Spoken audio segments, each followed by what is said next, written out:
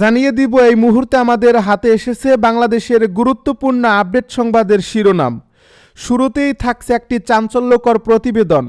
ওসমান হাদি হত্যাকাণ্ড, অর্থের সূত্রে মাস্টারমাইন্ডের সন্ধান, 127 কোটি টাকার লেনদেন ঘিরে নতুন চাঞ্চল্য। এ নিয়ে থাকবে বিস্তারিত প্রতিবেদন, তাই সম্পূর্ণ ভিডিও জুড়ে আমাদের সাথেই থাকুন। সব শেষে জানিয়ে দিব 30 আসন নিয়ে জামায়াতের সঙ্গে গেল এবারে এনসিপি। এতক্ষণে শুনছিলেন হাতে থাকা আপডেট সংবাদের শিরোনাম, এবারে বিস্তারিত। তবে তার আগে অনুরোধ রইল ভিডিওটিতে একটি লাইক এবং কমেন্ট করে জানিয়ে দিন ভিডিও সম্পর্কে আপনার মূল্যবান মতামত। আরও জানিয়ে দিন ভিডিওটি কোথা থেকে দেখছেন বা কোন জেলা থেকে দেখছেন। ওসমান হাদি হত্যাকাণ্ড, অর্থের সূত্রে মাস্টারমাইন্ডের সন্ধান, 127 কোটি টাকার লেনদেন ঘিরে নতুন চাঞ্চল্য। ওসমান হাদি হত্যাকাণ্ডকে ঘিরে নতুন নতুন তথ্য সামনে আসছে। আইনশৃঙ্খলা বাহিনীর তদন্তে ধীরে ধীরে উন্মোচিত হচ্ছে এই হত্যাকাণ্ডের পরিকল্পনা, বাস্তবায়ন এবং অর্থনৈতিক যোগসূত্র। সাম্প্রতিক সময়ে ভারতে হত্যাকারীর 2 সহযোগী আটক হওয়ার পর তদন্ত নতুন গতি পেয়েছে। এই তথ্য নিশ্চিত করেছেন ডিএমপির অতিরিক্ত police commissioner S M. Mohammad Nazrul Islam. তিনি জানান, ওসমান হাদি হত্যাকাণ্ডটি ছিল সম্পূর্ণ পূর্ব পরিকল্পিত। এই ঘটনার পর মূল অভিযুক্ত ফয়সাল করিম ময়মনসিংহের হালুয়াঘাট সীমান্ত দিয়ে ভারতে পালিয়ে যায়। ভারতের মেঘালয় রাজ্যে অবস্থানকালে তার 2 সহযোগীকে স্থানীয় পুলিশ আটক করছে। বাংলাদেশ পুলিশ ইতিমধ্যে এই বিষয়ে ভারতের সংশ্লিষ্ট কর্তৃপক্ষের সঙ্গে যোগাযোগ রাখছে। তদন্ত সংশ্লিষ্ট সূত্র জানিয়েছে, এই হত্যাকাণ্ডের সঙ্গে জড়িত মোট 6 জন আসামি আদালতে স্বীকারোক্তিমূলক জবানবন্দি দিয়েছে। এসব জবানবন্দিতে হত্যার পরিকল্পনা, অস্ত্র সংগ্রহ, গতিবিধি পর্যবেক্ষণ এবং পালিয়ে যাওয়া রুট সম্পর্কে গুরুত্বপূর্ণ তথ্য উঠে এসেছে। তদন্তকারীরা বলছেন, এসব তথ্য যাচাই বাছাই করে ঘটনার পূর্ণ চিত্র বের করার চেষ্টা চলছে। ওসমান হাদি হত্যাকাণ্ডের সবচেয়ে গুরুত্বপূর্ণ ও আলোচিত দিক হয়ে উঠেছে অর্থের উৎস।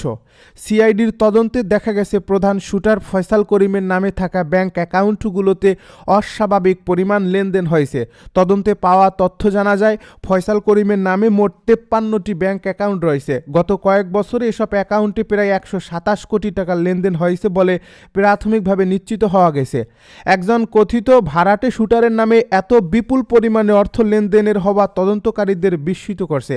বিশেষ করে ওসমান হাদি হত্যার আগের সময়টাতে এসব অ্যাকাউন্ট হঠাৎ করে অত্যন্ত সক্রিয় হয়ে ওঠে। হত্যাকাণ্ডের ঠিক আগ মুহূর্তে কয়েকটি অ্যাকাউন্ট থেকে একাধিক দফায় বড় অঙ্কের টাকা জমা পড়ার তথ্য পাওয়া গেছে।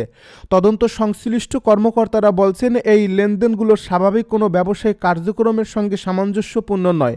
একজন পলাতক আসামির অ্যাকাউন্টে এত বিপুল অর্থ আসা মানি লন্ডারিং বা অপরাধমূলক অর্থ লেনদেনের ইঙ্গিত দিতে পারে। এ কারণে শুধু হত্যাকাণ্ড নয়, আর্থিক অপরাধ হিসেবেও বিষয়টি খতিয়ে দেখা হচ্ছে। সাম্প্রতিক সময়ে সাংবাদিক মীর জাহান সামাজিক যোগাযোগ মাধ্যমে দাবি করেন, এই 127 কোটি টাকার লেনদেনের একটি বড় অংশ ঢাকা ব্যাংকের মাধ্যমে সম্পন্ন হয়েছে। এই দাবি প্রকাশের পর বিষয়টি রাজনৈতিক অঙ্গনেও আলোচনার জন্ম দেয়, কারণ ঢাকা ব্যাংকের সঙ্গে বিএনপি নেতা মির্জা আব্বাসের সম্পৃক্ততার বিষয়টি আলোচনায় আসে। তবে এই পর্যায়ে আইনশৃঙ্খলা বাহিনী বা তদন্ত সংস্থা কোনো ব্যক্তির বিরুদ্ধে আনুষ্ঠানিকভাবে অভিযোগ আনেননি। তদন্ত সংশ্লিষ্ট সূত্র জানায়, ব্যাংক লেনদেনের বিষয়টি যাচাই করা হচ্ছে। সংশ্লিষ্ট ব্যাংক হিসাব, চেক, ট্রান্সফার হিস্ট্রি এবং কেওয়াইসি তথ্য সংগ্রহ করে বিশ্লেষণ চলছে। তদন্তকারীদের ভাষ্য অনুযায়ী কোনো ব্যক্তি বা প্রতিষ্ঠানের সম্পৃক্ততা প্রমাণিত হলে আইন অনুযায়ী ব্যবস্থা নেওয়া হবে। এই প্রেক্ষাপটে প্রশ্ন উঠেছে, কেন একটি নির্দিষ্ট ব্যাংকের মাধ্যমে এত বড় অঙ্কের লেনদেন হয়েছে? অন্য কোনো ব্যাংকের পরিবর্তে কেন ওই ব্যাংক ব্যবহার করা হয়েছে তা তদন্তের গুরুত্বপূর্ণ অংশ হিসেবে বিবেচিত হচ্ছে। তদন্তকারীরা বলছেন, এটি কাকতালীয় নাকি পরিকল্পিত সেটি প্রমাণের জন্য প্রয়োজন পর্যাপ্ত তথ্য প্রমাণ।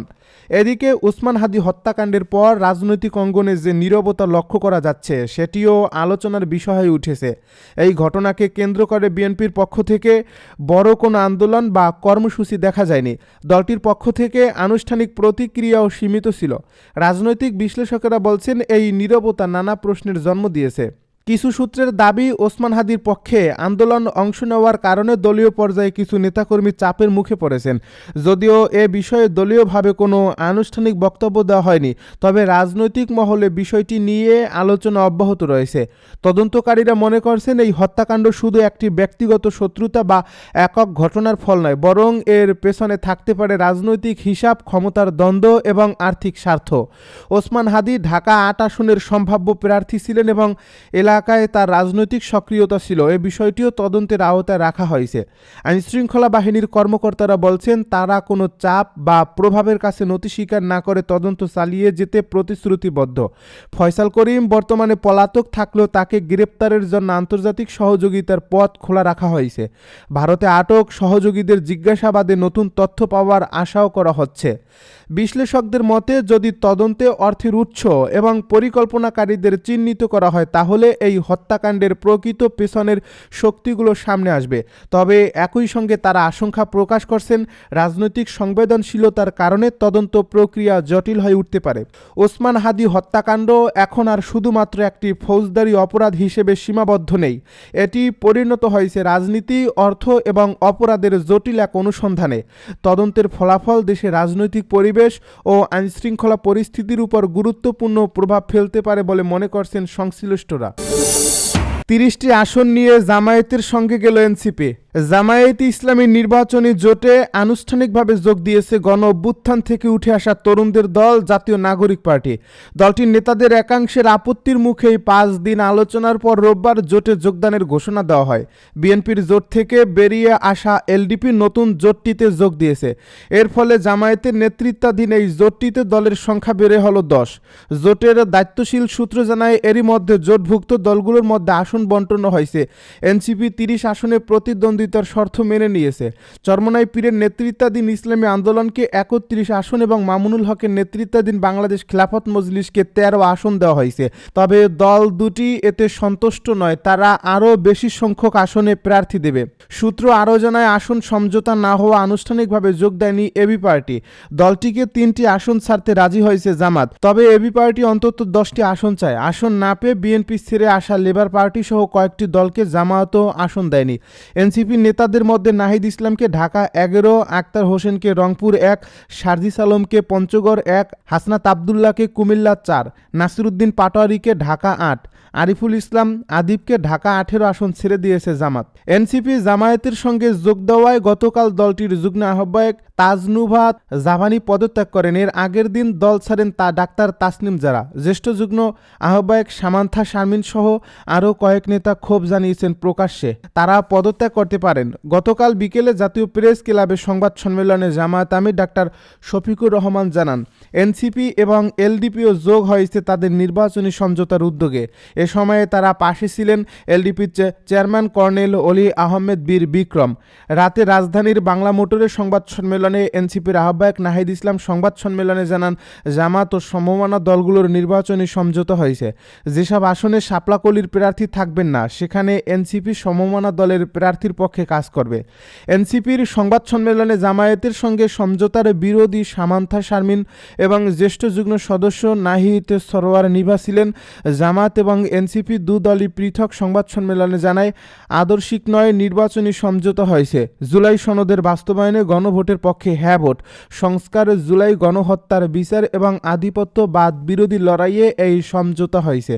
এনসিপি ৩০ আসন মানলেও জামায়াতের পুরনো মিত্র ইসলামী আন্দোলন, বাংলাদেশ খিলাফত মজলিস, খিলাফত আন্দোলন এবং নেজামে ইসলাম পার্টি অসন্তুষ্ট।